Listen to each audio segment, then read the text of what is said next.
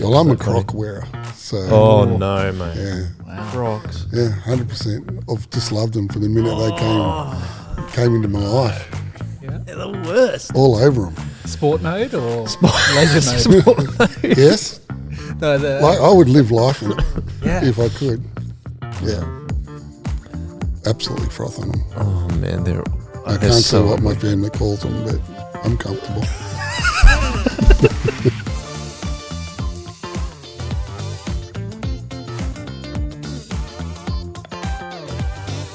All right, everyone, welcome back to the Chip Lunch Podcast. I'm excited to have all of you along with us, whether you're listening or watching on YouTube. And I am joined by our normal. just a normie. The normal one. Yeah, the normal one, not the special one. Brayden, how are you? I'm good. How are you? Fresh off a birthday yesterday. Yes. How exciting. This is a new Big- this is a birthday present. is. Yeah, from mum and dad. Oh, Thanks, Mum and thanks, Mr. and Mrs. Wall. Yeah. Yep. Another brick in the wall. Yeah. Yep. Congratulations. Big 27. But It's all 27. downhill 27 from club. here. Yeah, Yeah, exactly. If I So want to you- join Kurt, Jimmy and James and Kurt and Janice. Janice, then it's got to be this year. Amy Winehouse as well. Oh, I think yeah, who Amy else is Winehouse in the too. 27 club? I don't know. Wow. Well, Yeah. cool. What a great way to start. Let me introduce our guest, our special guest, not the normal guest, Oh. like Brayden. Anthony, how are you? Yeah, good. Great. Thank you for Happy to be coming here. along. No Kind of worries. like the second big dog in the last 3 weeks to come on the podcast. We include you with Marty Simons. I just feel like Oh, okay. big dude, big So dude. it's a fat joke, or is it A fact check. Did you say a fat joke? No. that as well? I mean, you're just big. You're a big person. Sorry, Marty. It was not a fat joke. Okay, good. No, Not I just that I'm meant big dog. sensitive. You're big. You're like real tall, solid. you. That's all I meant. Yeah, oh, good. Yeah, no, that's what I'm start. hearing. What a start to the podcast. 3 seconds in, insult the guest.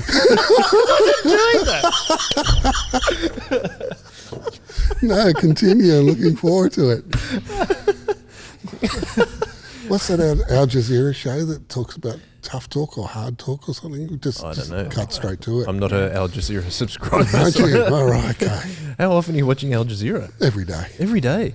Really? Yeah, I like Oh, real, that's because it's related to your work as well. yeah, no, I just like real news. Real news, not fake news. Not like fake news. you accuse me of. Your name's Anthony. I was going to ask you, does anyone call you Tony? No. Because the only reason I ask that is because my dad's name is Anthony too, and everyone calls him Tony. So Yeah, no, I've had 2 people in my life call me Tony, and they're dead. That does sound like you were leading and I up don't to actually get called Anthony either. It's always Ant. Ant. Even professionally, Yeah, it's right. known as Ant. Yeah. Cool. Well, thank you for coming on the podcast. You were Pleasure. you were just telling us that the vest that you're wearing today, the vest has changed your life a little bit because you get hot really quickly, but you can Yes. get your arms out but still staying warm. That's in the, it. in the torso. Yes. Fantastic. Yeah, no, I love it. I don't have any more to say about that. All right, well, that's good. Well, why don't we ask? I'll ask you a question that you might have a bit more to say about. Is how do you like to eat your hot chips? Yeah, sadly, I do have a lot to say about that. Excellent. Yeah, again, size might reveal that I'm a fan. Look, it's all about the condiments. Like, firstly, well cooked. Like I was always a fan in the old school days when it was wrapped up chips. There'd be ones that would end up in there that have gone through the fryer a bunch of times. Yeah.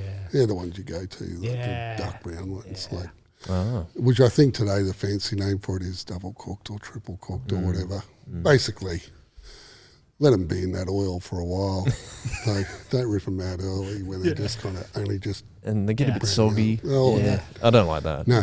So, and then it's all about the condiments. So whether it's, your kind of your aiolis or all of that. I came across something I thought I'd really love called poutine. Oh, yeah. Yeah, Canada. Yeah. And I was at a sports bar and I'm like, Yeah. I read the description and I'm like, hot chips with slow cooked pork Ooh, and slow-cooked cheese pork melted in it. over it. Oh, wow. Yeah. And I'm like, how do I not know about this? Like, Yeah. that just sounds like the best ever thing. I got to say, I got halfway through that thing and I was just like, it's too much. Just beat me, absolutely beat me. Because normally, isn't it chips, cheese curds, and chicken gravy? Yeah, that's right. Normally Yeah, all the those three. kinds of. Well, yeah, look, I don't know the traditional recipe. I've not followed it because after that one hit, I've tried it a couple of other times. Same result. Just like, wow, that's just too much. I find the order is important with that because you want the cheese. If they put the cheese on top, then the gravy just makes everything an absolute sog fest. Yeah. So if you go chips, cheese, then gravy, then you kind of got that barrier. It keeps everything Look at going you go, well. you know this. I'm like, Again, like I don't want hot chips too blonde because it just becomes an absolute sog fest. That's not fun for anyone. No, totally agree. One of the things I found actually in Switzerland that I thought is an absolute piece of genius, which would be applied to the chips as well. And when you mentioned soggy, it reminded me of it. They put their schnitzel on top of the gravy. Oh, yeah. So you don't, so it just kind of sits nicely on top. Same with chips. Yeah. Put them at the bottom. Don't let it just, and then you can just sort of get your own level of gravy. Yeah. Okay. So, like all of those things, chips on roll, Yeah. you know, just with gravy, fantastic. And you said condiments, sorry, what sauces? You said But just aioli, like anything else? like like your chilies, just whatever's going, like just a bit of barbie or like a chutney. Ooh. Smash them all. Oh, okay. HS balls. You ever had a HS balls chutney? No. It's next level. I was just like, what's HS balls? It's a South African, South African brand of chutney. Yeah. Ooh. So it's a standard. You can get it surprisingly everywhere here. And I first came across it with potato chips in a packet, and it was HS balls flavoured. And I'm smashing them in South Africa, absolutely smashing them. And saying, you do know that's just a chutney. And I'm like, where is that? So got some of that, brought it back to Australia, and then found it here in like Woolworths. Oh, Really? It's just a friend on anything. friend on anything. Anything. It's Really? really good. Yeah, really good. Recommend it. Oh, okay. Just have it in your. Sadly, my son lives down the coast. Every time I'm down there, if there's none, I go and put it in his fridge. So he's just Stocked wherever up. got it. yeah. Oh, very nice. Is there anywhere particular you like to get your hot chips, or like you've got a family, like a childhood memory of when you've been eating chips? There used to be, it's not there anymore, the top end of Gymea. So the northern end of Gymea, there was a fish and chip shop. Yeah. And the dude in there used to chop up potatoes. Oh, yes. And they were like, so none of this pre-business, like they were straight up chips. They were, that's what I remember from my childhood as just like an epic chip, was actual proper potato. Yeah. But yeah, he was as dodgy as in terms of his cleaning. Like you walk Health in and there, it's one of safety. those old school places where you just like, pretty sure that oil's been there from the day it happened. Maybe that's why. That's why maybe it tastes so so good. good. Yeah, exactly. It's just had chips You in need there some oil that's seen some years things. and years and years. Need a well beat up oil. And a very experienced oil. Yeah. There's a place in down in Coaldale that they make their own potato scallops, and they're real good. As long as they cook them right, seems to be the key. Like the preparation is one thing, but as long as they cook them right, then it tastes really good. Yep. But again, don't want a sog fest. No. Sog fest. It's a funny word. Same with the batter. Like the thing with the scallop is they can be so battery. Yeah. Oh, that's true. Yep, too much. Too much. Or too little. You have the right amount. Goldilocks over here. What's that? The Japanese batter. What's that called? Oh, tempura. Tempura. Just the tempura veggie. Imagine that on a potato. It'd be epic. Yeah. All right. We have a Japanese restaurant just near our place, and they do a tempura veggie thing, and they're just so smashable. Oh, So smashable. Do you put HS balls on it? I would if I had it, but I'm normally sitting in a restaurant. But that'd be fair enough. Yeah. Do you have a salt preference for chips, like chicken salt, plain salt? I'd hate to be probably go the divisive. chicken salt, but I don't really know why. It's just Because tradition, isn't it? it worked its way in my life. Yeah. It doesn't feel right. Yeah. Like it doesn't feel like it should be right. But I've got to say, probably I'll always go that way. Yeah. It's It's just disappointing. how it's meant to Yeah, be. sorry. That's all right. Yeah, you know how we have a bit of a battle between plain salt and chicken salt. No. Ethan and Brayden are chicken salt. Ethan and Brayden are right, Yeah, okay. and Joel's, I don't know. More right. All right. Extra correct. Happy living in sin. Let's put it that way. I've seen a bunch of burger places now. They put some other seasoning on it. That's not right. Yeah. I don't know what it is. Yeah. It's some sort of. It's almost like I think it's from the sort of Korean kind of culinary world. Ah, okay. It's like some sort of. It's messed up. It just tastes like chemical. But it's showing up more and more. Okay. That's why, like, Against when speaking to Grace, how she's like, oh, I like to try all like special like Korean and I forget the other salt that she was saying, but it was like umami flavored stuff. Yeah, Yeah. I reckon that's what it is. It's not. Well, we had popcorn with MSG on it the other night at late night. Jabish actually made it. It was really good. Yeah, MSG's an interesting Isn't one. it meant to be the thing that everyone claims is good not to have? They What? said that, but now they're swinging back the other way. Yeah, right. It's one of those things like bacon gives you cancer. Bacon saves you from cancer. Like, who knows? Just enjoy it. Save you. If you have cancer, Bacon is eat bacon, good it will for me. save you. Yeah, I know. You know the thing. Like, Yeah. coffee's killing you. Actually, coffee's good for you. Yeah. Who Oh, knows? one glass of wine a day is good for you, and then it's not good for you, and Yeah, etc. Yeah. So anyway, I'll keep experimenting with that. not on this podcast. No, we should move on. Yeah. The next question is, Anthony, how did you become a Christian? Became a Christian probably like over 1,000 times, I reckon. Like it. I thought you said 1,000 years ago. Now age jokes. Wow. Can't be vulnerable here, can you? It's not a safe place. Wow. Yeah, look, certainly late teens. I became. So I didn't grow up in a Christian family, but I was certainly born into a loving family, and so I suppose, and part of our culture was that there was, faith all around us because Christianity was quite central in society at the time. But I just had very limited awareness. Yeah. I can actually remember, and I was well and truly into my teens, realising that Easter was a religious thing. Just having no idea. It was just no focus on it. And then I know I started getting involved with the wrong people as maybe 16, 17. And I remember my mum taking me to Gymea Baps and just kind of, as all mums do, try and steer me toward better people in my life. And I was just sitting there just going, I've got no idea what's going on. Like, I don't understand any of this. I'm so bored. Like, I had no chance if it was through that kind of expression of Christianity. So it wasn't until I started to meet people who were involved in the Christian Surfers movement, and then most importantly, started to become friends with Karen, who's now my wife, who was also sort of exploring Christianity and getting involved in church.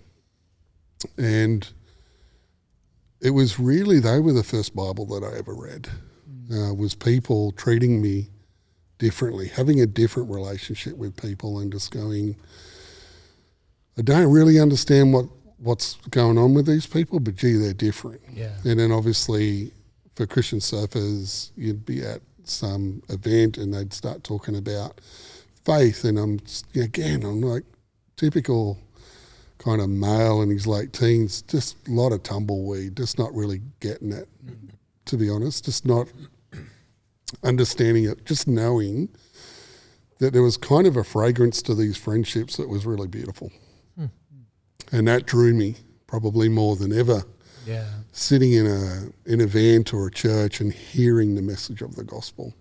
And then, of course, I started going to church and getting involved in church. And I just couldn't, I don't know why I was set up this way, but I was just set up that I'm not in. I just constantly believed I was not in because it was just living that life of, I had my friendships that were less than wholesome and what we were involved in there. And then I had this new group of friends who we would, know now as people living out a Christian faith. And I was just living in both worlds. So every time I came back to this world, I felt like, I need to I need to respond to Jesus.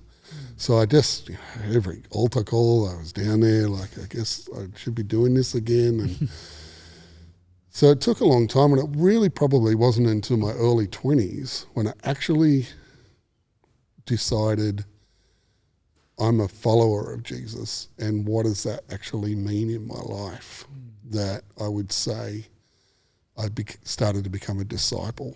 So I let the theologians work out when I was in, because I think my heart was mostly there, but then not there. And most of that, I think, was just about not completely understanding what was being asked of me, just having emotional responses to, good evangelist or good people I was starting to trust in my Christian world, inviting me to make a decision about Jesus and saying, yeah, I'm solidly up for that. But then I've got these mates I'm going to go hang out with for the rest of the week.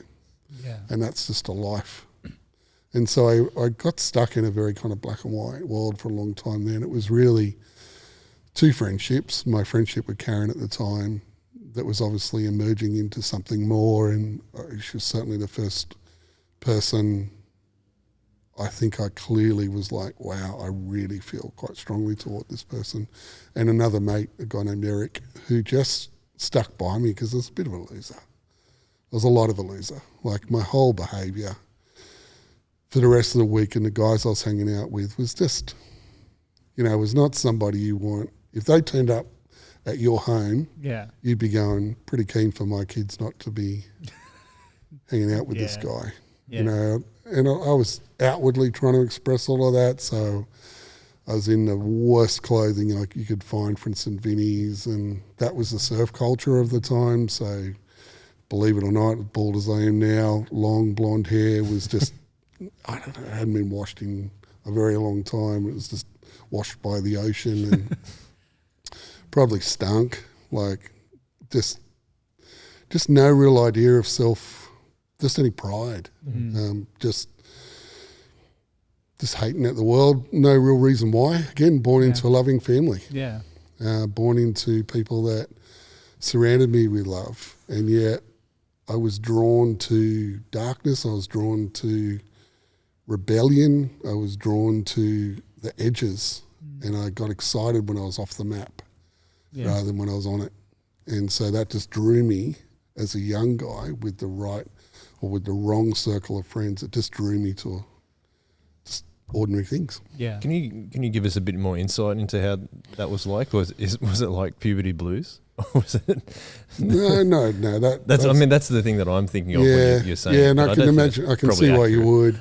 It was far tamer than that. Like, I was certainly hanging around Cronulla. I was in the surf culture and everything that comes with that in terms of substances and kind of partying and kind of low level violence, mostly surf related. So it's very localised. Cronulla was very localised, and so there were the Kernell boys, there were the Allura boys, and there was the guys at the point and stuff like that, and they were different groups, and I wasn't really in with any of them, but I knew a lot of them, and so if there were fights, then you got drawn into that sort of stuff. But again, mostly you were just like, I'm so scared. Like, really? Yeah, totally. And I think a lot of guys in that world are.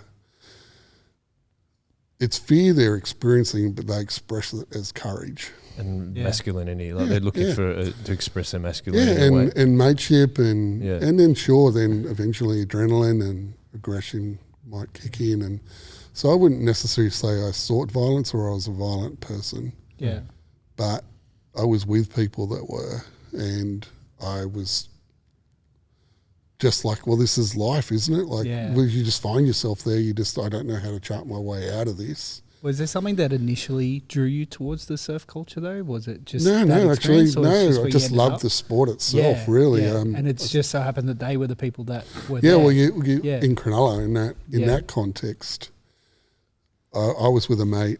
We both learnt to surf probably when we were about 12, 13, and so we'd have our $50 Jacko board, and we'd catch the train down, and we were just so keen on surfing. Both of us were just in the water all the time, before school, after school, and any other time we could. I remember Yeah. just being so sunburnt, seriously sunburnt on the weekends because you're just in the water as much as you could be on a weekend Yeah. in any conditions. And so it was genuinely the sport. Yeah. But then when you're hanging around, Yeah. then eventually you start coming across people in the water.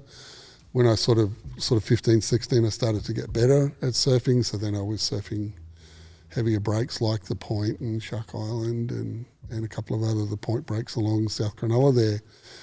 And so then if you're holding your own in the water, then people are starting to, you get to know people. Yeah. A bit of respect. A little bit, yeah. And so, again, it wasn't in the centre of the culture, Yeah.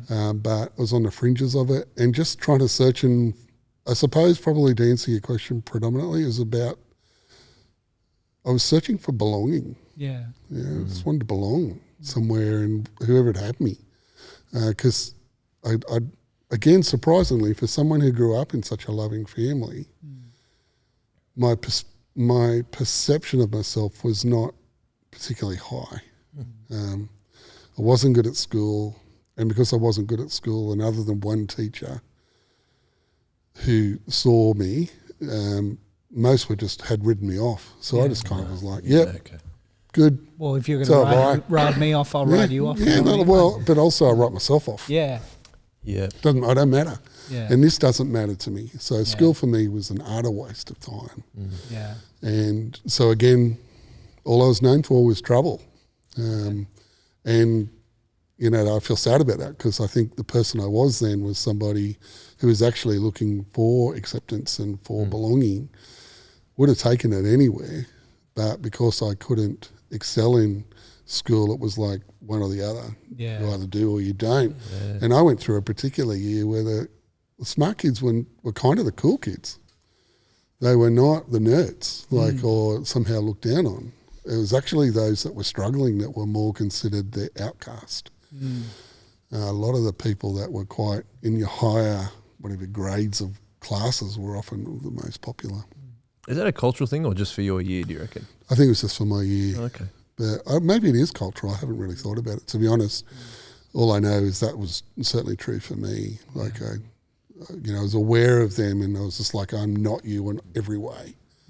So where am I? Where do I belong? Yeah, and so you're being told, you don't belong at school in a sense because you're not, either it's the teaching style or the way that you learn or anything like that. Yeah. You're like, no, this is no good for me. So I'm going to go find belonging somewhere else. You're passionate about surfing.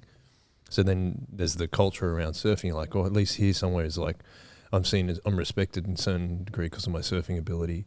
And then, do I belong to this culture? Yeah. And trying to find belonging in that as well. 100%. That was exactly it. And so I would never have rated myself as awesome at surfing, but it was good enough Yeah. Yeah. to say, I can hang out here. Yeah. And I can, you learn the language, you learn the kind of the subculture of, in terms of all of its rules, which included all of the partying elements of it. Yeah, and the territorial stuff. Yeah, and that, all of that stuff. And you just, somewhat indoctrinated into it. You don't realise that that's what's happening. You just think, this is normal. Yeah. And so then I started, and then I had some other friends that, were more related to partying in the city. I found the city. And again, it was life was then about get to Friday, have dinner at home, and then head to the city 10 o'clock and really come home by Sunday lunchtime, Sunday afternoon, and sleep and get ready for, and just be out. Just be out. I had somewhere I could stay in the city, and so I often did, or I just crashed wherever and just loved it. Loved the city. I loved the life of the city. So then I had a world there. I had my surfing world, and then I had my school friends that then, as soon as school finished, I didn't stay in contact with any of my friends at school other than Karen. Yeah. Right. Can you tell us, what do you love about surfing so much? What I did love, I don't really surf much anymore. I get out on paddleboard. What I did love was just the ocean, and again, this awareness didn't come till much later, but I know it was true of me from the start, and that was I love the power of the ocean. I love how unknown it was, how mysterious it was, and how it could be so beautiful, but it could, with complete indifference, kill you Yeah. if it wanted to. Wow. And there was something about to personify it that I was drawn to in that sense. And so drawn to almost the darkness of it, the edges of it, like everything in life. I just seemed to be somehow, I don't know what it was, because it might come across like, oh, he's a courageous person or he's a charger or something like that. It wasn't really that. It was more, I was almost a fascination with the edges and the danger. Yeah. And then I've since seen that reveal itself in lots of other ways in my life in terms of work I've done, and when I would be most alive in some of the work that I've been involved in was when it was on the edges, and it even being lost is somewhere where I get excited. Yeah. So would you say like your risk tolerance is a lot higher than other people's? I guess I don't know if it's about risk tolerance, because in some regards, some would say to me who've worked with me, I'm really conscious of risk. Tolerance of it, maybe. I think what I was more drawn to is whatever it is that is about being off the map. Adventure, whether you want to call it that, or whether it's just been about being out of control, that for me has like an adrenaline response. It's an excitement response. Yeah. It's not my first response is not fear. Fear is present, is always present. Even when I've surfed in much larger waves, I never got to where I wanted to go to in terms of being an experienced big wave surfer. I was only really just a surfer who could go out in a bit of size. And I really only had a few opportunities of that. One of them was up in Noosa, and Karen has her side of her story of this. It was a cyclone swell. It was absolutely perfect. It was huge, and there was the three of us out. And I was I've never been so inside of an experience. I was loving everything about it. It was teeming with rain. Poor Karen's on the beach with all the cameras, and not even on the beach, on the rocks with really large lizards. I found out later. And I was in the ocean with two mates, and we just surfed for like 4 hours. Oh, wow. And it fell 5 minutes. I was completely lost in that experience. And so when I think back, that's the experience that comes to mind is the most deeply inside of something and just loving it. Yeah. And mostly because it's so big. And there's fear. Again, it's not to say I was courageous in it. It was just, but I'm just excited by this. Yeah. And so that's manifest in really difficult ways in my life and in really positive ways. Is there a curiosity there? It's a fascination, a curiosity. It's somewhat even morbid. Like there's almost I would never say that I've had a death wish. Yeah. But it's the same thing. Like death is like, that's the map. That's the edges of the map. That's when we cross over into something else. Yeah. And it's just like, how close to that can you get? Like that is still a morbid fascination. Yeah. It's not one of, I want to be really clear about this, because I think sometimes it's been interpreted as, oh, you're just really courageous and brave. And that's not, it's not what it feels like. Yeah. It's a fascination. Yeah. And again, it's brought, as it did in those early years of becoming a Christian, it brought brokenness into my life. It brought bad decisions into my life, because, at that age, you're following unchecked desires. You're following unchecked things inside of you that are driving your behaviour. Yeah. And driving the people you want to be friends with. And again, when I think about some of my best friends in each of those environments, they were people that would have had death wishes, I reckon. They didn't care if they lived or died in some of the things that I watched them do. Yeah. Where I drew the line and just went, no, you're losing it now. So there was a part where I know that's where I was different. Yeah. Does that mean you're keen on like roller coasters and jumping all out of of that planes, stuff? Yeah, skydiving? just jumping off anything. Have you done bungee jumping before? Yeah, I've done a lot of bungee jumping. Have you? I just couldn't do it. No, see, that's a good example, again, of it. It's full of fear. There's so much fear there. Yeah. But there's also something that, for those who enjoy it, you come to life. You never feel more alive. So there's one jump I've done a bunch of times in South Africa that's from underneath a bridge. It's supposedly, I don't know if it's true, one of the largest in the Southern Hemisphere. And it's about 250 metre free fall. Oh my God. And then a counterweight kicks in. So the cord doesn't kick in, a counterweight kicks in to slow you down, and then the cord kicks in. Wow. And so it's about a 400 metre ravine that you drop into. So you fall and then fall slower, and then and then the cord kicks in, and then they have to abseil off the other side down to kind of tie you off to that guy, and so you're rescued from it. Oh my God. It's Imagine fun. that dude's job. Yeah, he's Sailing down that. so good. Like, Yeah. I mean, they've got all the right gears, and they know what they're doing. Yeah. But for me, it was just like, this is so cool. So they let me do, which they don't often do, but there was no one else there. So what's called a coffin, which is you fall backwards and just watch the bridge go away, which was, I've always wanted to do that. Yeah. But you can't do it like just jumping off stuff like, cliffs into the water and stuff like that. Mm-hmm. Because, you hit the water, but in that case, you're not. Yeah. So I did my jump, and just standing there, and it's just like somehow the giantness of the world is closer to you. Like it's all there. Yeah, you're like completely in the moment. Yeah, and you just off you go. It's the best experience. It's just incredible. I just can't imagine myself ever wanting to do that. But that's totally cool that you do that. I was just, man. And that's the difference, is that I don't think that's about being a charger, or it's not about courage. Yeah. It's just about my experience of that, and I know I'm not alone in it, is just that's where all this adrenaline and all of this sense of experiencing something really intensely is something I've always been drawn to. And again, that has a shadow side to it, in that you can get sucked into a whole lot of brokenness as well. And sadly, in those early years of being a person trying to follow Jesus, I still had that part of my life that I was unchecked. Do you remember coming, like you've spoken a lot about having those two friendship groups and meeting Karen. Did you have a breaking point with that where something really had to shift? Yeah, it was Karen. It was getting serious with Karen and realising she might feel something toward me as well. And then I was just like, this is awesome.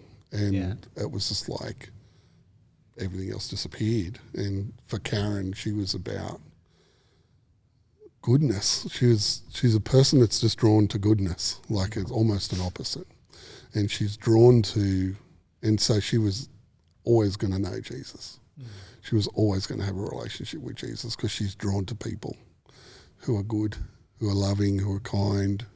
And so as she was getting serious in her faith and I'm pursuing her, then I'm everywhere where she is. Yeah. You know, and that was where the crossover came in. Yeah, had a lot of unfinished relationships, and still when I see those guys today, they're not very kind because they just, bailed on them. And I did. Yeah. And I look back now and I think, I did just kind of take off and just not want to be a part of that anymore. And so Christian Surf has allowed me to stay involved in surf culture and keep surfing with people, and in fact surf with a lot more people and get opportunities to surf, like to travel and surf, which was awesome. And so that I didn't lose the sport. Yeah. But I tell you, it changed immediately how I was in the water. Oh, yeah? Can you think of any? Just enjoying friendship.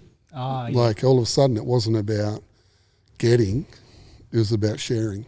Yeah. And giving kind of thing. Yeah. Oh, yeah. It's being in the water with others and it's the fellowship of that and the friendship of that, which took me back to my mate I learned to surf with, and just both of us cheering each other on and getting a wave and going across a wave for the first time in our life and celebrating that with each other. Just going, you did it, you did a turn, you did whatever it was, you took off on that wave, and he was great for that. But for whatever reason, he didn't continue surfing. He just got bored with it. Yeah. Well, it's such an interesting sport in that aspect where you've got a finite amount of waves, and sometimes like the mindset of that, where people get super competitive about that or start owning their own break, you know what I mean? Like they have a very personal relationship with this is my break, this is where I surf, there's only going to be this, and it becomes that weird competitive thing. It's so strong. Isn't it? Yeah. It's so strong. I mean, I thought Cronulla was bad, and it's not. There's other parts of both Sydney and globally, some of the places I've surfed are so localised, like properly dangerous. Yeah. You're not allowed to surf there. You're simply not allowed to surf there. That's crazy. And that's made really clear. Yeah. So I've got close to the water on one occasion where luckily I had a kindness of a guy come over and said, you paddle out, your car will be burned and you'll probably... Where was that? It's in South Africa. Really? Wow. Yeah, right. That's a place called Plettenberg Bay. It's a really nice break, not far from Super Tubes and that. So it's a decent drive, and it's just this localised point break. And the guy just said, your car will be burned and you'll probably get beaten up. Thank you for that. Thank you. Oh, that was. I was like, oh, mate, thanks. Like I just turned around and went straight back. Yeah. So, and apparently it's like, I haven't surfed in Hawaii, but apparently Hawaii is the same. There's some places you just don't go out. Yeah. And you've got to be known, or you've got to find a way to be known out there. And So Karen was a massive turning point. Do you remember the first time you met Karen? No, because we were in school together, but I didn't really know her. Again, this is this thing where she was part of that group that was kind of the people who were excelling at school and were school was a socially safe place for them. Yeah. I was not. And so I was just, how do I get out of here and how fast can I get out of here? So I left in year 10, got an apprenticeship as a carpenter, and then that business went bust and I lost my apprenticeship. And so my folks were rightly just said, well, you're not going on the dole. Yeah. And it was during a time when there was a building collapse, like there was a collapse in the building industry, and so there was no work around at all. Couldn't even get labouring work, and they were saying, you got an apprenticeship. So I got a couple of labouring jobs, and I was like, I'll just do this because there's no way I'm going back to school. Yeah. And my parents said, no, you get an apprenticeship or you go back to school. That's your choice. Yeah. And so I'm like, well, I can't. So I guess I'm going back to school. I was the most reluctant year 11, year 12. And this will give you insight into how little I understood of the faith. I went back to school because I thought 2 years, Jesus will come back before then. Yeah. Seriously, that was part of my decision-making process. I mean, it's just... Seriously, like it was so bad. And so I didn't go to school on Mondays because that was double maths, double English. So I was looking for a job on that day. Enough. So I'd go to Caringbah CES, no jobs, go for a surf and come back and watch Days of Our Lives or something. Like just not go to school. Yeah. And that's how I did my HSC, really reluctantly, as little as possible. Like I chose music. I can't play an instrument to save myself because I assessed that there'd be the least amount of work that I'd have to do. Like this reveals the the estimation of myself and my belief of what I would ever do in life. Which just, I think if my kids had felt that way about themselves, I would be really devastated. Do you think your parents knew? My dad was pretty traditional. Yeah. So he was super disappointed I didn't get an apprenticeship because that's the way you do life. You get your apprenticeship and you set up for life. Yeah. So I was always the black sheep. My brother and sister, again, not a Christian family, but my brother and sister didn't drink at all. They had nothing to do with party culture. And I was the opposite. And, so really disappointing experiences for them of turning up home drunk with all my mates and my dad having to say, go away, like just go away. Yeah. I don't want you around here like this. So he was having to deal with a lot as a traditional, old-fashioned, hard-working, blue-collar dude. And my mum was just super, super supportive. I think I'm a lot like her. I think she had a lot of rebellion in her as well. And she loved rebellion. She was as cheeky as. But, so I think she got me. Yeah. But didn't know what to do, as I said. And so, takes me along to church just in some vain hope that something might happen in that effort. And it's like, it's not going to help. It's going to hurt, actually, because now I just feel like these people are weird. Made you want to rebel even more? Yeah, because that's the problem with dealing with someone like I guess a temperament like mine is that you're drawn to rebellion. Yeah. It really wasn't until much later in my life, in my 30s, that I actually identified as a mature and in growing in my Christian faith. Not okay. This is a part of this that's quite dark. I remember I used to have a T-shirt that I think I just got from like Target or somewhere like that. It was more a fashion statement than anything, but it used to be, you might remember these T-shirts had like a picture of Che Guevara on the front. Yeah. Yep. I didn't know anything about the dude, just knew he was a rebel. Yeah. Like, And it looks cool. yeah, and so I'm wearing this thing, and it wasn't, and I realised one time when I was working this stuff through, you need to chuck that shirt out. I watched his story, Motorcycle Diaries, and then read a bit about him and went, dude, this guy's broken. Started out with amazing motivations of disrupting the injustices in South America, but then ends up basically a super violent dude, stuck in the Cuban crisis. And I'm like, what are you wearing his image for? As a person of faith, why are you walking around with that image on? Yeah. And so, just chuck the T-shirt. Just went, that's got to go. And again, just constantly finding these places in my life where that rebellious temperament is manifesting in really unhelpful ways. I've always found that really challenging as well. Like, I think I have that. I had a great reflection with Stu at the start of last year where I kind of identified that I'm really bad at dealing with authority or authority, especially when they don't have a relationship with me. Yeah. Does that make sense? Like, yeah. And I'm just drawn towards that attitude of like, well, stuff you. Yeah. Like, yeah. If you're going to act like that, then stuff you. And it's like, and it is so tempting as a young man to go that way. Yeah. And I think there is a lot of that in culture. You see the punk rock thing, and that's never really gone away. Like that underlying tone of like, well, if I don't fit in here, so we're going to go and let's just burn the whole thing down. Yeah. Yeah. In a kind of a way. And like, I think Christ, a big thing is like Christ hanging out with tax collectors and misfits and people society doesn't value. Yeah. But also then realizing that attitude also isn't loving to anyone. And it's appealing to you. And it can be an easier an escape. But yeah, I think I've done a lot of reflecting on that in the last couple of years about how that affects the way that I relate to other people. And I think, it's so tempting as a young man to be like, you know what, I don't actually fit in here, so stuff it. Yeah. Yeah. Yeah. Yeah. Look, I made it 27. That's a good start because I wish I had that awareness. Yeah. It was a long time before I did. And so I was drawn even in the Christian world.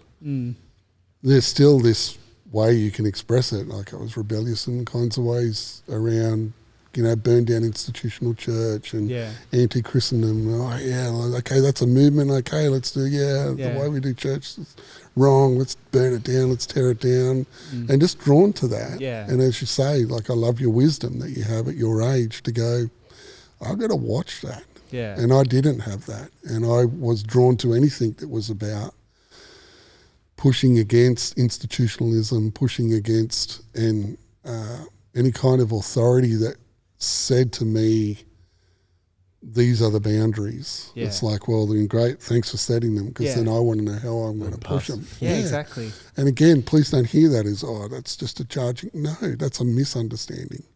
It's drawn to the edges because that's where I'm excited. That's where I feel like it's meaningful. And in the Christian circle, in the Christian life, I think we can make meaning of that and make it a noble cause. Yeah. And sometimes it's just hurting the body. I absolutely, channeled right, you can be a disruptive thinker. You can push institution and push the boundaries that where it is limiting God or limiting the work of the Spirit or limiting the capabilities of what God is doing in this world in some way, or restricting people from seeing all that God can do, then it can be turned into, channeled to really positive stuff. Yeah. And I like to think that I've also had those experiences, but I've also had a lot of brokenness that I deeply regret, and made a lot of choices that hurt people very, very dear to me, and lost those relationships that I would do anything to still have them, but can't because of that brokenness, because of that just being drawn to the edge, drawn to be off the map. Yeah. You mentioned we kind of talked about how Karen was a real catalyst for you deciding to become a Christian. When you did, when you think you made that final commitment, what was different in your life? Do you think, like, what changed? Yeah, look, for me, practices became important.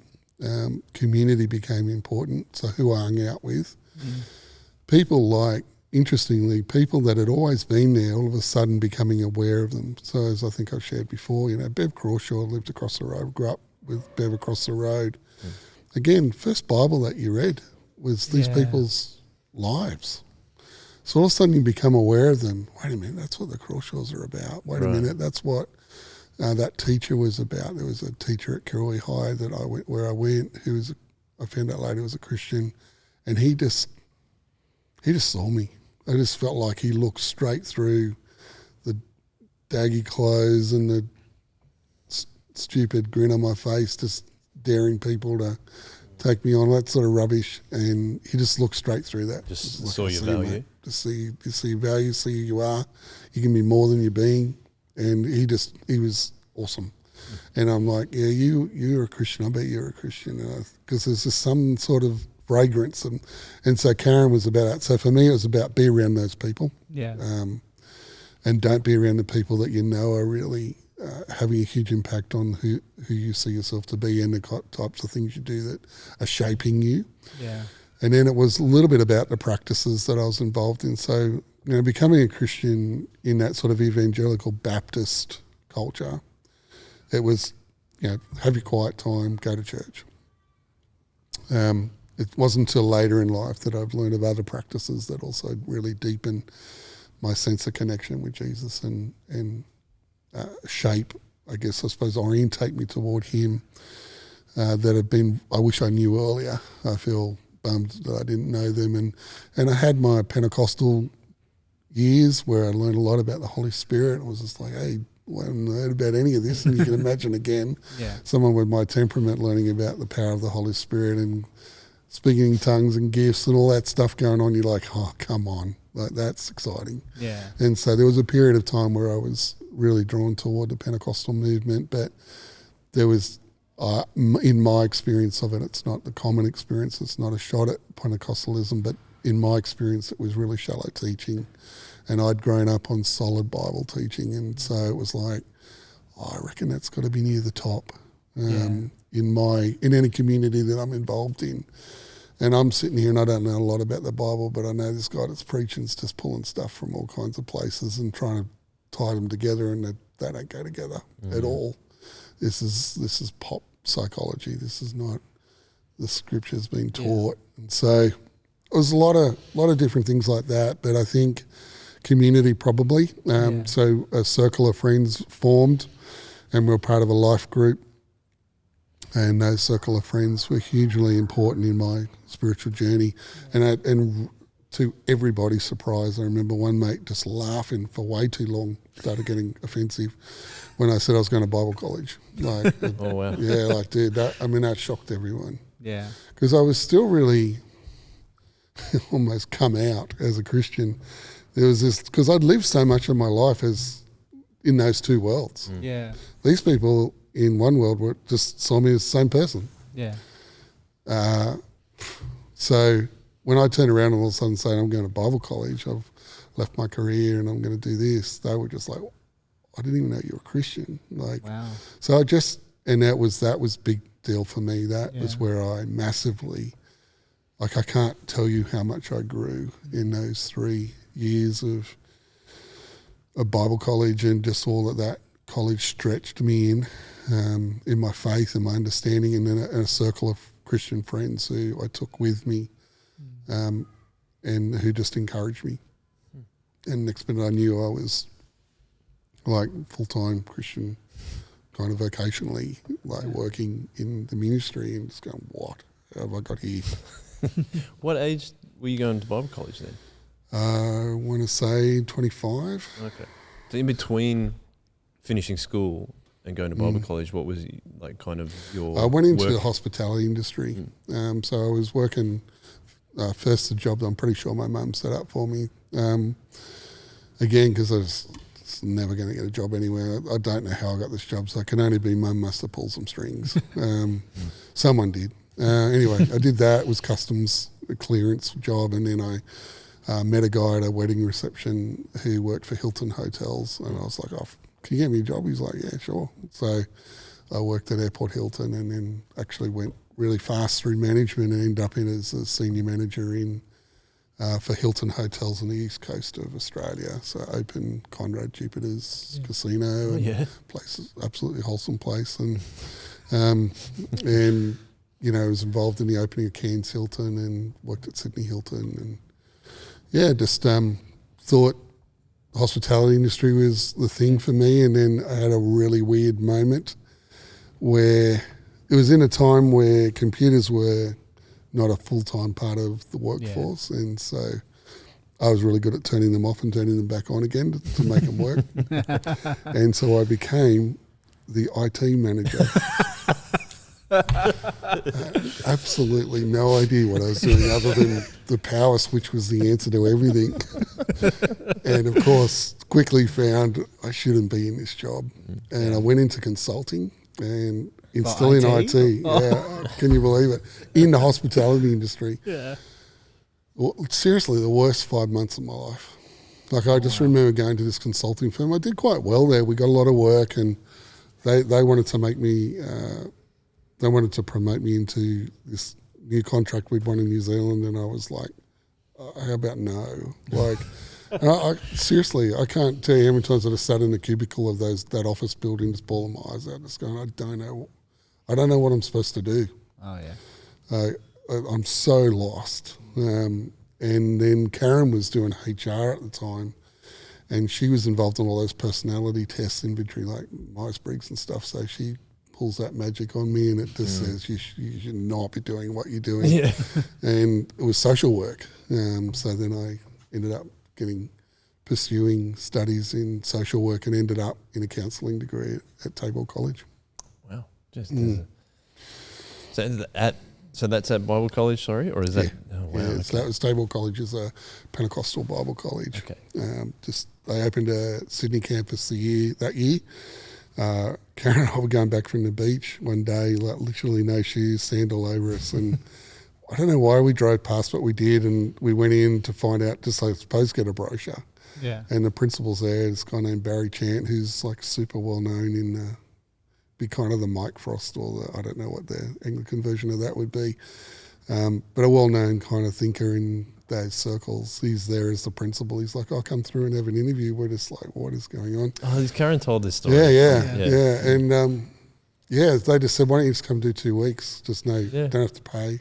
Just check it out. If you don't like it, discern." It was the first time I heard the word discernment. I just try and discern whether this is what's right for you. And those 2 weeks, I was just like it was, what's that analogy of like a rabbit on the end of a fire hose? Like just so much information, so much I just didn't know. Just in 2 weeks, I was just like, I am in. Like I'm so in. Yeah. Is it a dog or a rabbit? It's something. It's something that shouldn't have its mouth on the hose. Yeah, I think it's a dog. A rabbit. Okay, sure. I didn't. No, as soon as it went in my head like starting a sentence, I don't really know where it's going to go. Anyway, you get the analogy. It was a lot of information, a little bit overwhelming. You're a big dog, not a big rabbit. Yeah, no, that's true. What was the other question I was going to ask you? Oh, yeah. Even when I asked you the question about chips, you've already mentioned Switzerland, Canada, South Africa. Before we were getting on the podcast, we talked about you walking 100 and something kilometres in Spain. Travel is obviously a big thing for you. Why is that? I feel very privileged. Partly it's professional, partly just personal interest. But yeah. Well, you say you like being off the map, but it sounds like you like being on different parts of the map. Yeah, but in a lot of those circumstances, without a plan of where we're going, in many, yes, because travelling with other people, but where I felt most alive again is travelling in countries where there isn't even a map for where I am. So I had a role for a long time that involved a lot of international travel. So that took me through much of sub-Saharan Africa and some of the Middle East and Asia, South Asia and Southeast Asia and through the Pacific. And then just personally, again, because when you're in a travelling job, you rack up a lot of miles. I was able to have the opportunity to travel to Europe, and then I got a role that took me to the Americas and to Europe quite regularly, and so was able to use those opportunities to do a bit of additional travel and have a look around places. And so that was just in two different ministries, international ministries, where my role was international leadership. So needing to be moving around and meeting people and connecting with people in those parts of the world. So yeah, had a huge privilege, mostly in the developing world, but then personally we've also had the privilege of travelling through some other parts of the world that are really cool. So yeah, I really love travel, like again, because of that, just going off and the sense of adventure. But the perfect holiday for me is just land and not have anything booked and let's just go. Let's just go and see where we end up. And exploration doesn't always go well. That's the thing. That's the rule in our family. Is, we're going to go on an adventure. Doesn't mean it's going to turn out all right. Makes good stories, though. Yeah, it makes for great stories and it makes for a great experience if you're set up to go, this is kind of fun. Yeah, exactly. Even though, sometimes the outcome is just, this is lame. Like, this is a stupid place and it's not anything like we thought it would be. So... yeah, so that's why I've had a chance to see a fair bit of the world. How did you... I'm trying to make the connection here between you travelling internationally for the roles that you had and studying counselling at Bible College. Yeah, look, that's a complicated journey. I did 10 years as a counsellor. And is that particularly marriage counselling or is it different things? More broadly, it wasn't just marriage counselling. I set up a counselling practice out of a church that was really trying to address gaps in services. So the passion, again, note the theme, was not necessarily just to provide more counselling for people struggling with anxiety and depression and marriage, but to identify those people who there's no services for. So particularly in that time, deliberate self-injury was a really big phenomena that was not well understood, particularly by the health professions and allied health professions. So really trying to understand this is not, as it was often interpreted as a suicide attempt, this isn't. This person's actually trying to stay alive. So trying to understand the practice of cutting and burning is by the person themselves as a form of emotion regulation, as a form of actually controlling the pain that they were feeling internally that they couldn't resolve. So understanding that, exploring that, studying that, looking at one of the services we set up, we were able to get a partnership with the University of California because I was asking a lot of questions at the time about kids with ADHD. So in that time, again, as I was practicing, that was exploding. So all of a sudden ADHD was a diagnosis. A lot of kids were getting it. Everyone was getting it that had behavioural difficulties. And so the pharmacological approach to that was medication that was bombing a lot of kids out. And so their parents were going, I don't know if this is better or worse. And so I wanted to explore the social elements to that and the systemic elements to that. So we did, and we discovered an approach called parent-child interaction therapy that was about in vivo coaching. So we built a facility that had a reverse mirror, so one of those kind of FBI mirrors. And so you parent and the child are the only people in the therapeutic room, and they've got a bug in their ear, and you're coaching them on how to actually relate to their child and walk them through a tantrum and manage that tantrum and manage oppositional behaviour and distracted behaviour through connection.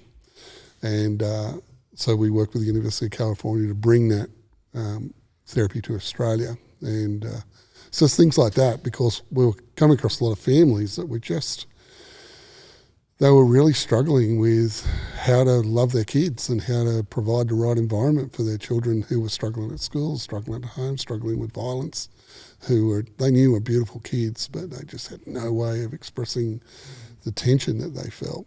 And so we did do a lot of the conventional counselling, but we also drifted into places where we thought there's no services to help those people. And to me, that had a gospel meaning to it in the sense of seeing Jesus' ministry and identifying those on the margins and those who were seen as by society in some negative way that just kind of enabled them to stay in their suffering rather than actually be liberated from it. So those things collided for me theologically and then socially in terms of the practice that I wanted to set up. And it also involved people that God brought around me, extraordinary people, so I didn't do it alone.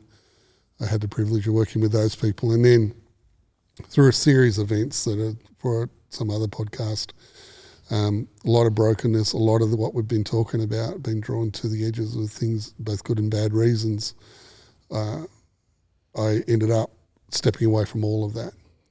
So stepped away from all the practice elements of it. I stepped away. By that time, I was also involved in ministry as a pastor for mission, and the mission elements and particularly international stuff.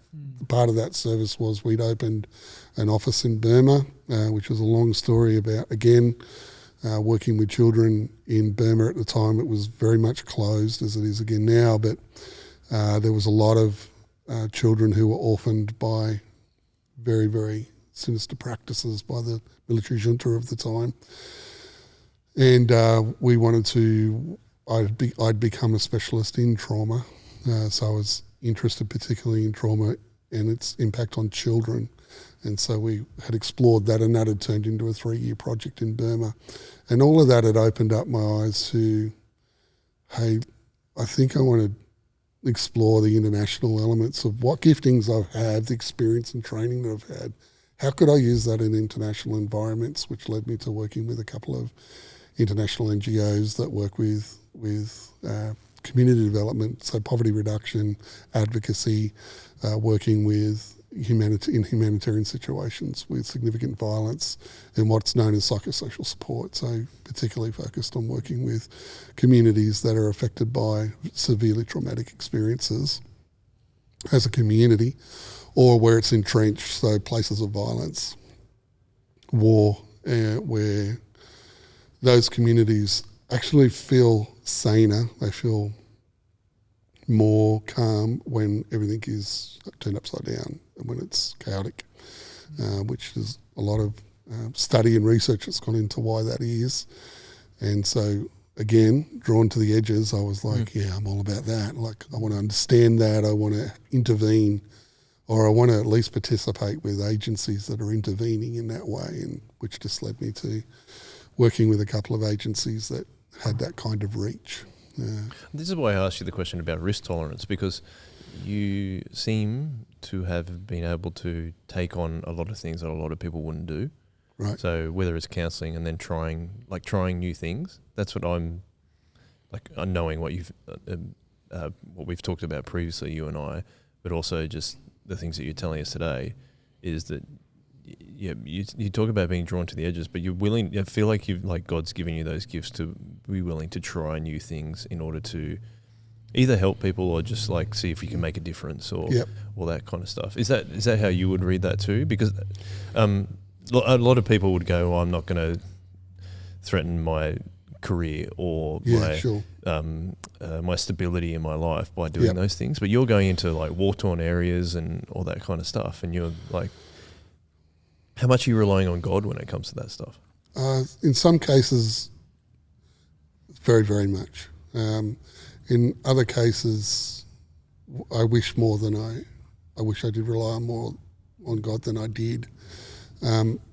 Like all things, you start to become familiar with it, and that's not always a good thing. It breeds a level of just not contempt but complacency in your actions, and so I'd become so complacent.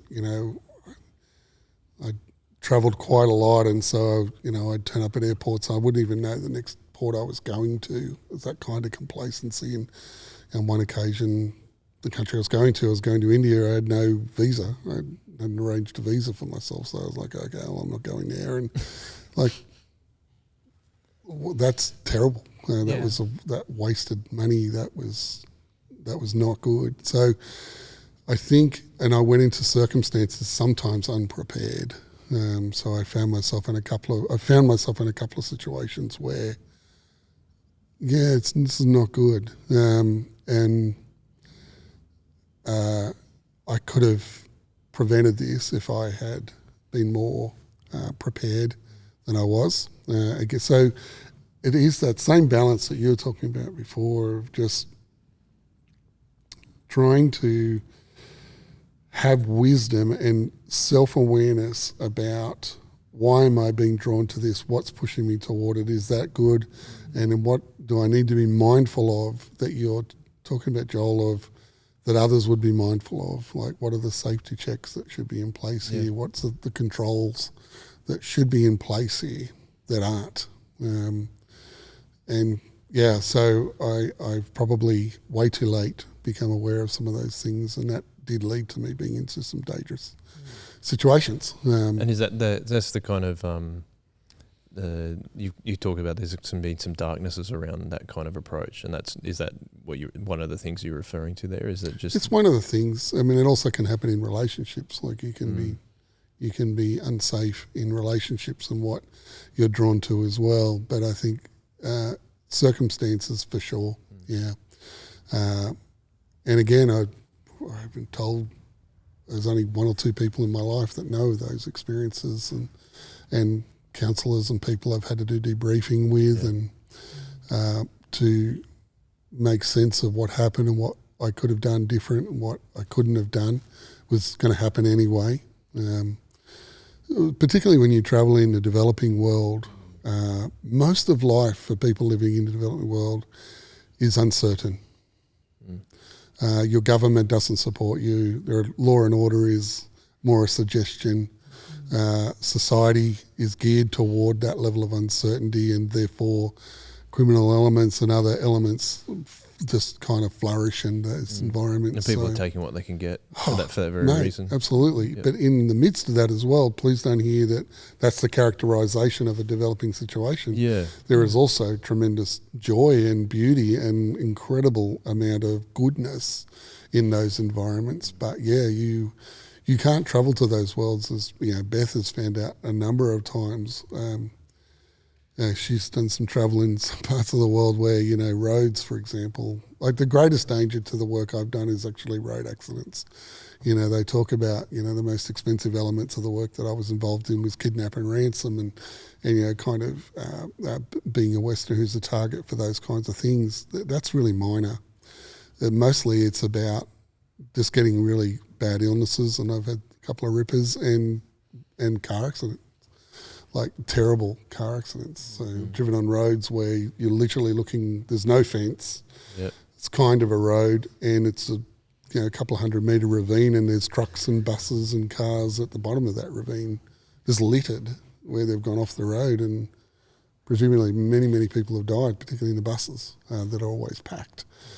I've been in four-wheel drives going up a road where a bus is coming at us in the rain, and it's realised we're not going to both fit on that road, and it's hit the brakes and it's sliding at us sideways, and there's a ravine. Like there's nowhere for the driver to go, so you just got to wear the side of that bus and hope it doesn't push you off the ravine. And that's life for them. Yeah, they're just used to that that's level their of risk. Highway they drive on every week or month or as they come to and from the city. And so I've seen a lot of those roads, and I've been on a lot of those roads, and it's a side of life that I think, again, you can actually, as a professional in that space, you can plan around, and I often didn't. Yeah. Yeah, okay. You mentioned Beth, your daughter. Yep. Can you tell us more about your family and what God has taught you through having, obviously, being married to Karen and then also having kids. Jake is your son. Is Yep. it Jake? Yeah. Yeah. Jake and Beth are your son and daughter. Yep. Tell us about them and what God's taught you. Oh, what's God's taught me? Wow. Yeah, I often say that they're the people I call home. I've rarely understood a place as home. They are home to me. I feel that way to a degree too. Yeah. And I really sense they're who I belong to as well. So that's where I've found my belonging. And so, Karen and I have been blessed to have 2 children. Jake is our oldest. He's just turned 30 and he's got 2 kids now, so I'm a granddad. So Vinny is our grandson. Mm. He's probably 3 now, and Maeve, our granddaughter's just turned 1. And Jake's married to Trista. And then, my daughter Beth, she's 25 and, just really starting out in life and just got just a wonderful, kind, gentle spirit. And I think if I've learned anything from them, it's actually to live under grace, to live under people's grace when they see the kind of knob you can be, and their love's just unconditional. Yeah. They just remain to you. They remain connected. They look to the best. They want the best from you. Yeah. You don't often hit it, but when you do, it's just like, for them, it's like, that's who you should be. That's who we want you to be. So they call the best out in me often, which, for me is really important, and they ground me. Again, that sense of connection and belonging to somebody. I think I could have been easily someone who just drifted, and if I didn't connect with Karen, she connected me to people, and she grounded me in a church and in a community, and helps me understand why that's valuable, why that's important. But I'm really super comfortable on my own. And so I think if I didn't meet Karen, I really wonder if I would have been someone that just would have travelled and just was kind of just everywhere and anywhere and known to nobody. Known to nobody. They've given me that sense of connection, and that grounds me in loves and life. Just, Jake, I was so pleased that Jake loved the ocean, and we surfed together. That's cool. And that was, I remember taking him and his mates surfing and just feeling like I was one of them. And clearly they weren't thinking that, but I was. And just loving that time with them. And with Beth, she loves the mountains, and she's like me, she's quiet. And so her happy place is in the mountains alone, and the further away from people, the better. The colder it is, the better. And so there's this sense of connection with people that is beyond the connections you'll have with anybody else. And that is so meaningful to have shared life with people that you admire. Like, it's not just that I love them because of my family. I actually really admire them, and have come to really respect them as they've become adults, and just go, look at the better choices that you're making than I made. Like the maturity that Beth shows at 25, and the strength and resilience that Jake shows at 30. I'm just like, people say, someone just literally yesterday said to Karen, you've raised a great kid, in talking about Jake. And I just feel like really guilty. I'm like, dude, I had nothing to do with that. Like that's a God's grace. But I honestly, because they see you in all your most ordinary moments. Yeah, they do. Yeah, and they still love you. Yeah, and they still respect you, and they still want you, even if I've done things and they know those things, where I know that I've broken their heart and I've really saddened them, and yet what I experience with them is a deep desire for me to be better than that. And so my son and I, when he turned 16, we got a tattoo together that says One Blood, and it was his ideas, his design, and his understanding of that, and his meaning that he made of that was that One Blood was about firstly being under the blood of Christ together, and that we are one blood. Now, that was in a time that was a difficult time for him and I, where he could have gone, you're a loser and I don't want anything to do with you. Yeah. And instead his choice was, no, you and me are family. And he doubled down that you can't, there are no words to describe the experience of that kind of grace that are shown to the, and it seems to me the people closest to us are the people that we hurt most profoundly. Because we love them the most. Oh, mate. Yeah. And yet, why do we not rise to that in the sense of being the best and better version of ourselves? Rather, we tumble into sometimes the most ordinary version of ourselves. Yeah. Brayden, ask the question. Huh? Are you okay? Yeah, I'm fine. Do we want to ask the last question? I wasn't actually a question just before the last question I was going to ask. Sorry, just making me think of a relationship with my own son. Just tell us what you're doing now for a job, because you've told me a little bit about it. It's really fascinating. Nobody understands it, so even Karen doesn't really understand it. Look, it's a consulting firm. It works in the faith-based sector, so we work with churches and Christian organisations, and we have an intellectual property called redemptive design. So it's a design process that helps people, whether they be individual entrepreneurs, whether they be NGOs looking at new programs and services, mostly internationally, whether it be the church looking for different ways it can engage in its context, design programs, design themselves, their entity and how they go about what they do. It's about being alongside, so our values as a consulting firm, but our values first and foremost is to be a guide. So it's to very much walk alongside of people and have them discover what they feel God's calling them to do.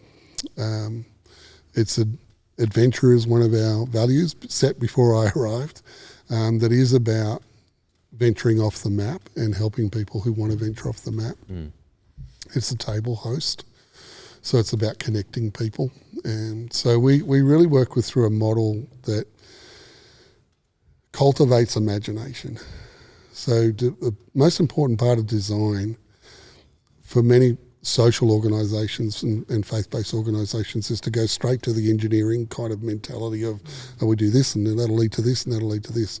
But they miss the part that is about imagination. It is just about opening yourselves up to saying, and this is our theological posture, God is actually already at work. And it's helping people make an important paradigm shift that so many people don't realise they need to make, where they see themselves as a big circle, and of which one of the circles in their life is God, it's their career, it's their family, or all the circles that make up their life.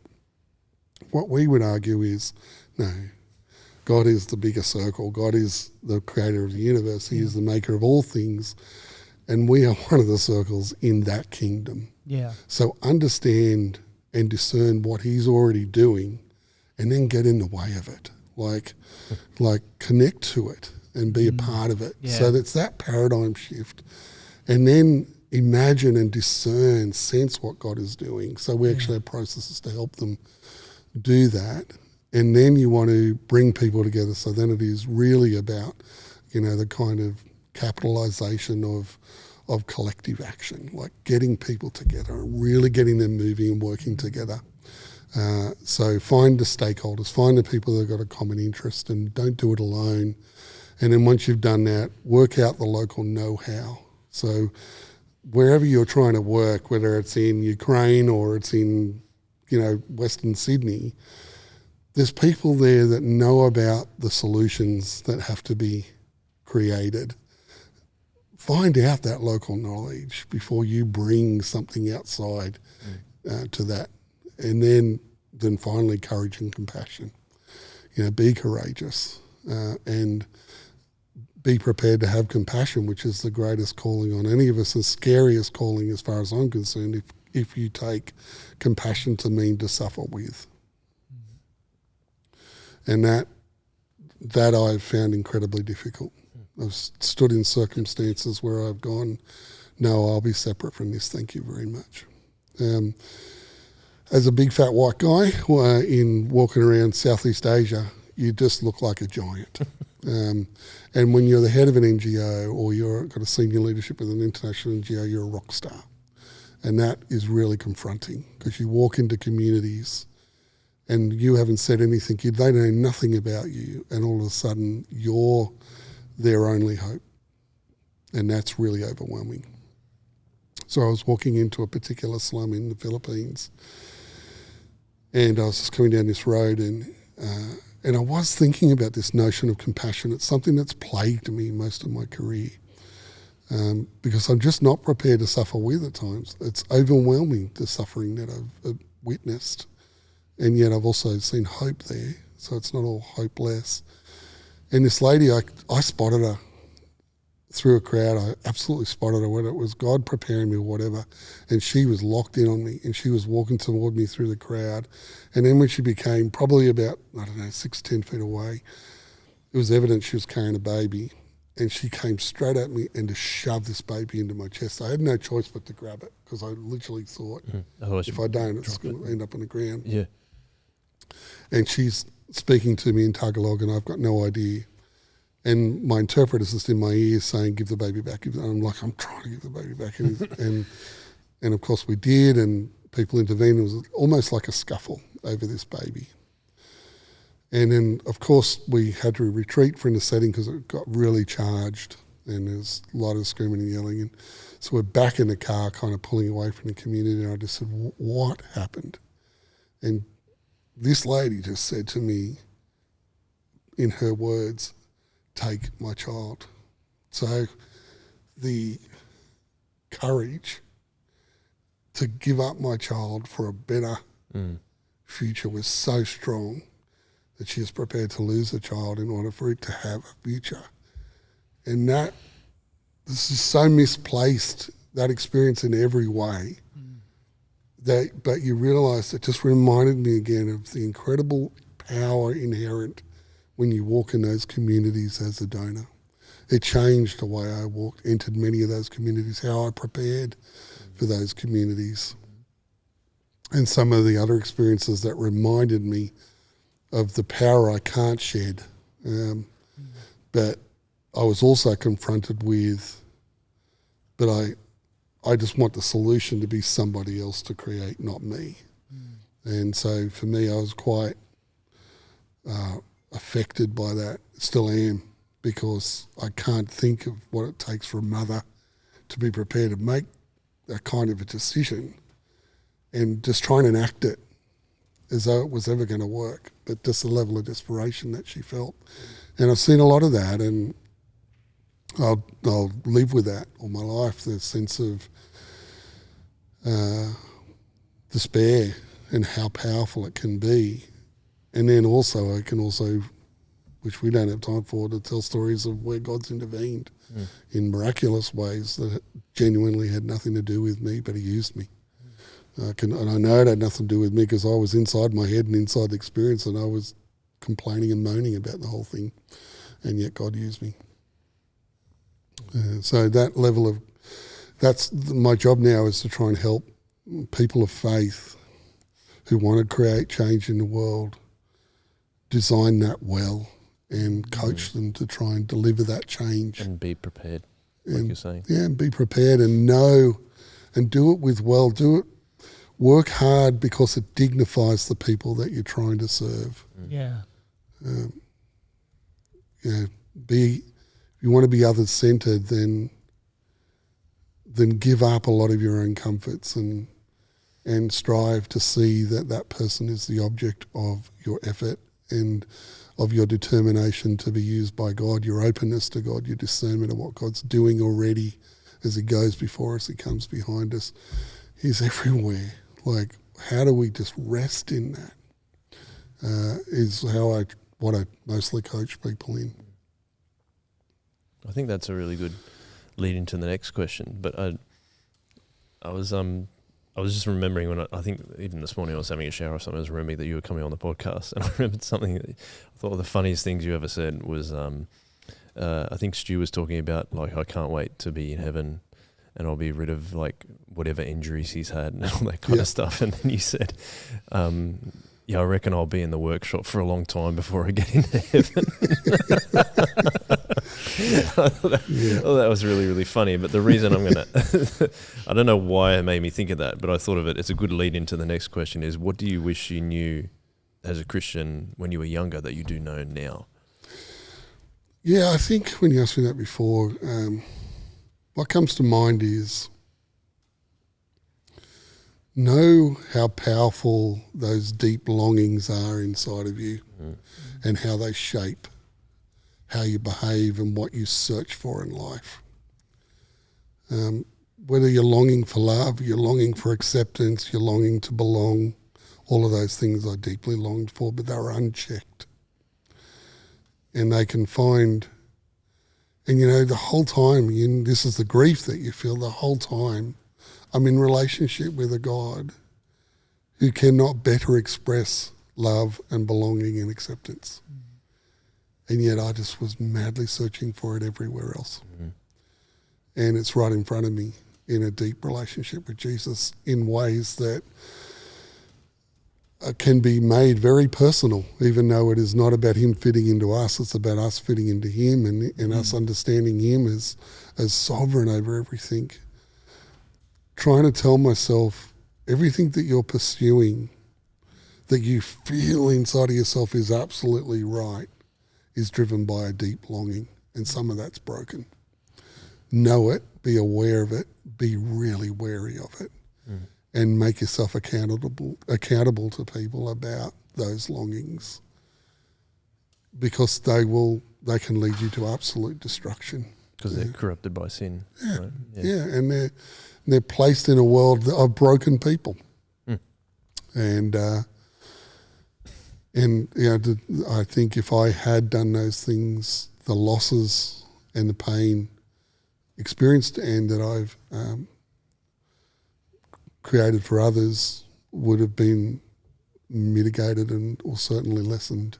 I'm not saying I would have been perfect by any stretch, but gee, I know there's a bunch of things I would have done very differently if I was just aware of what I was actually, the deeper longings that were driving my decisions, my thinking, the narratives I was building around the behaviour that I had, that I was telling myself that can then all of a sudden in a moment, it can be, light can shine on it and you see it for what it is. If I could tell myself as a younger Christian, do everything you can, get counselling, get coaching, get pastoral care, get a good mate, those who are safe and grounded and healthy around you, and tell them or get them to help you understand what those longings are, and then have mastery over them.